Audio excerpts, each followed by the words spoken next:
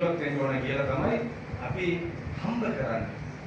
මේ දිව්‍යන් වහන්සේගේ වචනේ අපි දකිනවා මේ කාලයේදී මිනිස්යන් යාන්ත්‍රික වෙලා කාර්ය බහුල වෙනවා.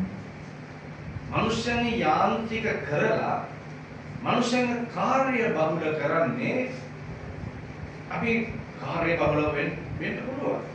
හැබැයි දෙවියන් වහන්සේගේ වැඩේදී අපි කාර්ය බහුල වෙන්නේ මක් නිසාද කියන්නේ ඒ එළිදරව්ව දෙවියන් වහන්සේ සභාවට දීලා තියෙනවා. ආමෙන්. අපි මොනවාටද හම්බ කරන්නේ? අපේ දරුවන් උගන්වන්න, අපේ දරුවන් එක්ක සතුටින් ජීවත් වෙන්න, අපේ ගෙදරට අවශ්‍ය කරන දේවල් ගන්න, යහපත් ජීවත් වෙන්න, නිරෝගීව ජීවත් වෙන්න, සතුටින් ජීවත් වෙන්න, සඵලව ජීවත් වෙන්න. මේ කාරණාවල් නිසා තමයි පෞරත් දෙවියන් වහන්සේ තෝරාගෙන තියෙන්නේ. ඒ වගේම අපේට අපි දරුවන් පිළි කරලා ඒ දරුවන්ගේ ජීවිත අධ්‍යාපනය දීලා වර්ධනය කරගන්න අපි නිසා. හැබැයි වර්තමාන කාලයේ මිනිස්යන්ව කාර්ය බහුල කරලා මිනිස්යන්ගේ යාන්ත්‍රික කරලා දිනනවා යක්ෂයා මේ ලෝකේ. හලෙලුයා. මේක කවද්ද පටන් ගත්තේ කියලා කිව්වොත් දේවනාසගේ වචනේ කියන නික්මයම පොතේම යක්ෂයාගේ වැඩේ යක්ෂ කරන්න පටන් ගත්තා. මේ පටන් ගත්ත කාර්ය බහුල අපි දන්නේ අපි හිතන අපි කාර්ය බහුල අපි වැඩ කරනවා අපි ව්‍යාපාර කරනවා අපි ජීවත් වෙන්න කරනවා කියලා හිතනවා. හැබැයි අපි ජීවත් වෙන්න කරන්නේ හැමදේම මොනටද? අපි සන්තෝෂෙන් ජීවත් වෙන්න. කල්පනා කරලා බලන්න ඔබ හොඳට හම්බ කරනවා, ඔබ රැකියා කරනවා, ව්‍යාපාර කරනවා, ඔක්කොම කරනවා. හම්බක් කරනවා. දැන් පවුලත් සමග සතුටක් නැත්නම් ඒ හම්බ කිරලේ හලෙලුයා. දරුවන් එක්ක තමන්ගේ ජීවිතේ කාලේ ගත කරන්න බැරි නම් ඒ හම්බ කිරලෙන් වැඩක් නැහැ. ඒ නිසා මේ ජීවිතේ බලන දේවන්සේ වචනේ කියනවා ඊශ්‍රායෙල් පුත්‍රයන් සපදව බොහෝසේ වැඩි වෙමින් බොහෝවි අතිශයින් බලවත්. දෙවියන් වහන්සේ බලාපොරොත්තු වෙන මිනිස්යන් බොහෝවි සඵලවත් වී බලවත් ජීවත්. බලවත් ජීවත්. දේශේ වුණෙන් පිරුණේ. ආදම්ට ඒවට දෙවියන් වහන්සේ දුන්න පොරොන්දු තමයි උලා සඵල වී බොහෝවි පොළව පූර්ණ කරන්න. ඊළඟ පාඩේ බලන්න. තවද යෝසෙෆ් නාමන අලුත් රජෙක් මිස්රේ කරේපත් වුණා. දැන් ඊශ්‍රායෙල් සෙනඟ වැඩ කරගෙන සඵලවත් වෙලා බෝ වෙලා ලස්සන ජීවත් වෙගෙන ඉද්දී උන්න අලුත් නායකයෙක් මිස්රේට පත් වෙනවා. ඊළඟ පාඩේ. තමාගේ සෙනඟට කතා කරගෙන ලක්ෂ්‍ය ක්‍රියා කරන්න පටන් ගන්නවා මොකද?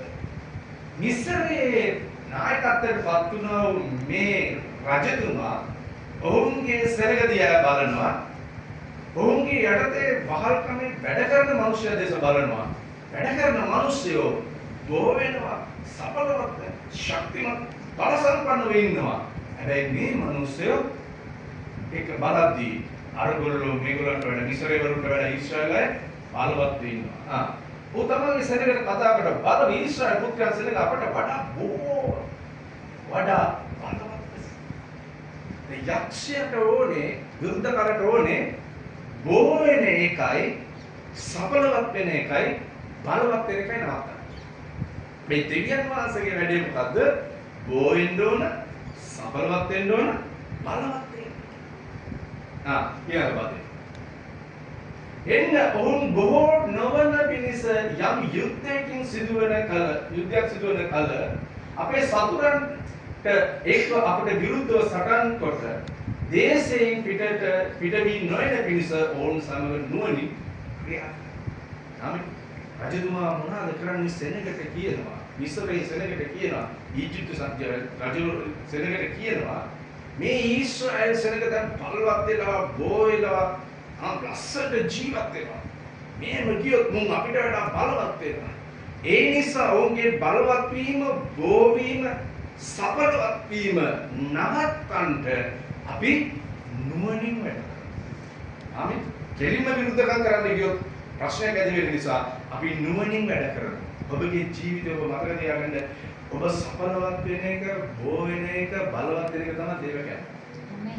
හැබැයි ඒකෙදී යක්ෂය ක්‍රියා කරනවා. ඇයි අපි සබලවත් වෙන්න ඕන? ඇයි අපි බලවත් වෙන්න ඕන? ඇයි අපි බෝ වෙන්න ඕන? අපේ පවුල දරුවන් සමග උදාසෙන් ජීවත් වෙන්න. එසේ ඔවුන් බර වැඩ පැවරීමෙන් ඔවුන්ට පීඩා කරන මිස ඔවුන් කෙරේ විධානවරු පත් කළේ. දැන් මෙච්චර කල් හොඳට මොකද මෙච්චර කල් හොඳට හිටියා. දැන් බලවත් වෙලා බෝ වෙලා සඵලවත් වෙන එක දැක්කම මේගොල්ලන් අඩමන කරා. මේගොල්ලන්ගේ බෝ වෙන එක අඩු කරන්න ඕන. මේගොල්ලන්ගේ බලය මැඩපවත්වන්න ඕන. ඒ නිසා මොනවද කරන්නේ? ඒගොල්ලන්ට බර වැඩ දෙන්න පටන් ගන්නවා. බර වැඩ දෙනවා කියලා කියන්නේ බයිබලයේ ඒ මනුෂ්‍යව කාර්ය බහුල කරනවා. අද ලෝකේ ඒවම තමයි යන්නේ. කාර්ය බහුල. යාන්ත්‍රිකයි. අපි වැඩට යනවා, එනවා ඒකාකාරී ජීවිතයක්. අපි ව්‍යාපාර කරනවා, ව්‍යාපාර කරනවා, ගෙදර එනවා, නිදාගෙන යනවා, උදේට යනවා, අගට යනවා යාන්ත්‍රික වෙලා. හම්බ කරනවා කියලා හිතනවා. හැබැයි හම්බ කරන්නේ කාටද? දරුවන්ට, පෞල් ජීවිත ලස්සන ජීවිතෙට. හම්බ කරනවා. ඔබ දන්නවද ධනවත් මිනිස්සුයි දුප්පත් මිනිස්සුන්ට ලොකු වෙනසක් තියෙනවා. ධනවත් මිනිස්සු හම්බ කරාට උන් කාර්යබහුල නැහැ. උදාහරණ. ධනවත් මිනිස්සු හම්බ කරාට කාර්යබහුල නැහැ. සමහර අය කාර්යබහුල නැහැ. දුප්පත් මිනිස්සු වැඩ කරනවා කාර්යබහුල. එතකොට මානසිකලා ගෙදර ආවම දරුවන් එක්ක කතා කරන්න වෙලාවක් නැහැ. භාර්යාවත් එක්ක කතා කරන්න වෙලාවක් නැහැ. ස්වාමි පුරුෂත් එක්ක කතා කරන්න වෙලාවක් නැහැ. ඒගොල්ලොත් එක්ක කාලය ගත කරන්න වෙලාවක් නැහැ. දරුවන්ට අවවාදයක් අනුශාසනාවක් දෙන්න වෙලාවක් නැහැ. දරුවෝ කොහෙද යන්නේ කියලා සොයා බලන්න වෙලාවක් නැහැ. ඇයි මහන්සි පිට එන්න නිදා ගන්න. පවුල තුල මොනවද වෙන්නේ කියලා දන්නේ නැහැ. එච්චරකම අද වර්තමානයේ මනුෂ්‍යයන්ව කාර්ය බහුල කරනවා. හalleluya. මේ කාර්ය බහුලත්වයෙන් වෙන්නේ අන්තිමට පවුලත් විනාශ වෙනවා. දරුවොත් විනාශ වෙනවා. තමම හොයාගත්ත ආර්ථිකය ලෙඩ වලටම වියදම් කරනවා. මේක තමයි යක්ෂයන්ගේ සලස්වීම. හැබැයි දෙවියන් වහන්සේව දැනගත්තන් පස්සේ අපට තුල කොයි වෙලේ තියෙන දෙයක් තමයි අපි දෙවියන් වහන්සේත් එක්ක ගත කරන දෙවියන් වහන්සේගේ වචන දෙවියන් වහන්සේ නම් ප්‍රේමය. ප්‍රේම කරන්නේ නැති මනුෂ්‍ය දෙවියන් වහන්සේට අයිති නැහැ. එන මොනතරම් කාර්ය බහුල වුණත් තමාගේ පවුලට ස්වාම පුරුෂයන්ට පුළුවන්, භාර්යයට පුළුවන්, දරුවෙන්ට පුළුවන් තමාගේ පවුලට ප්‍රේම කරන්න. දරුවන්ගේ ඉගෙනීම් අධ්‍යාපන කටයුතු වෙනුවෙන් කාලේ ඔබ අරගෙන වෙන් කළේව හොයා බලන්න අවශ්‍යයි.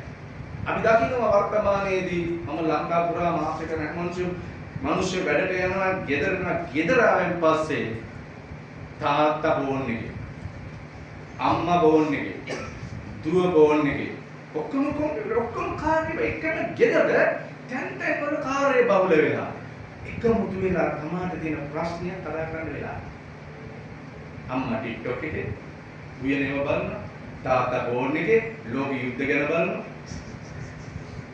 ඔක තමයි ජීවිතේ. කාර්ය බහුල කරලා දුව ෆැෂන් මොකක් කරේ බලන්න.